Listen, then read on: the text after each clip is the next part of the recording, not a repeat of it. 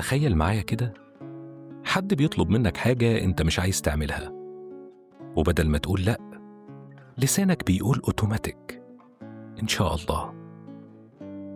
في مصر الكلمة دي ما بقتش تفويض للأمر لله، دي بقت أشيك طريقة للهروب.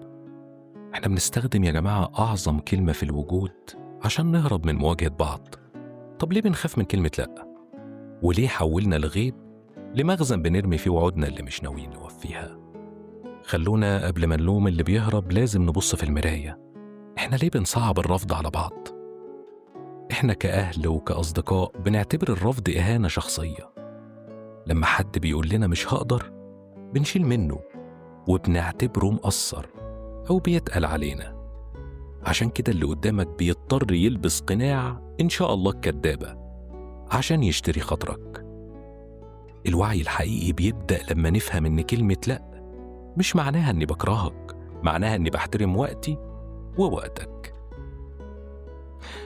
الحل يا صديقي مش بس في شجاعة اللي بيقول لأ، الحل في رقي اللي بيسمعها.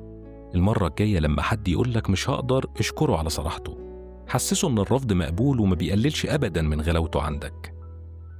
وبالنسبة لك أنت، جرب المرة الجاية لما تتزنق قول بصراحة مش هقدر، بس إن شاء الله ربنا ييسر لك حد تاني.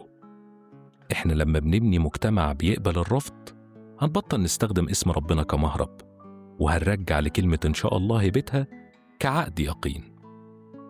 فكر فيها. أنت بقى بتسمح للي حواليك إن هم يقولوا لك لأ من غير ما يغلطوا في حق ربنا؟ أشوفكم الحلقة الجاية. سلام.